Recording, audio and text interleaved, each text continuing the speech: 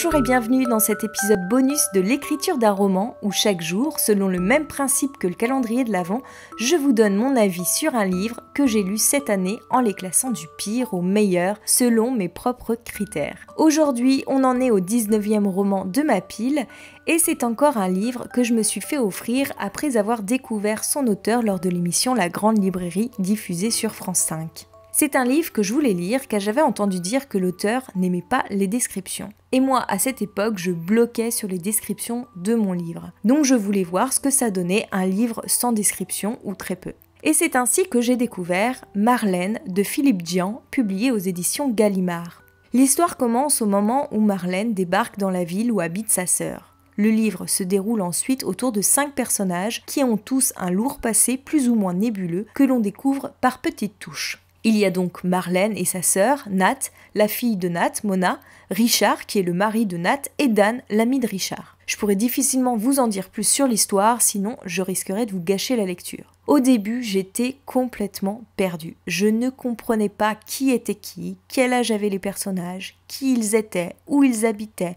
quelles étaient les relations entre eux. Et je ne voyais pas bien non plus ce qui se passait. J'étais dans la confusion la plus totale. Parce qu'en plus de ne pas aimer les descriptions, même s'il y en a quand même quelques-unes finalement, Philippe Dian n'est pas non plus un adepte de la typographie et de la mise en forme classique d'un livre. Donc par exemple, il n'y a pas de tiré lorsqu'un personnage parle, et parfois on change totalement d'espace-temps en passant d'un paragraphe à l'autre. Donc c'est assez déroutant au départ. Non seulement je ne voyais pas où l'auteur voulait en venir, mais en plus son style me gênait et l'univers qu'il me proposait ne m'engageait pas. C'est ce qui fait que j'ai eu un mal fou à rentrer dedans. Et puis, on s'habitue. À partir de la page 43, pour être très précise, j'ai commencé à entrevoir quel type de rapport les personnages entretenaient entre eux. Et une fois le décor planté, les personnages bien campés, l'ambiance mise en place, c'était parti. Le style est percutant, tranchant, direct, l'auteur ne s'embarrasse pas de fioritures, c'est efficace, ça avance vite.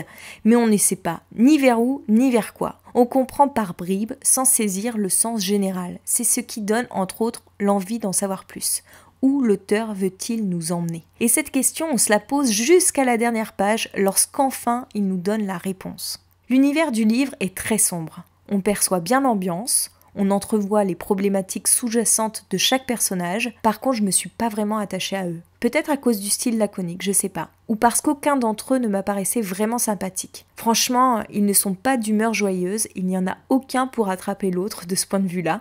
Et ils sont surtout décrits dans leurs faiblesses et leurs travers. Donc on a vraiment du mal à s'y attacher.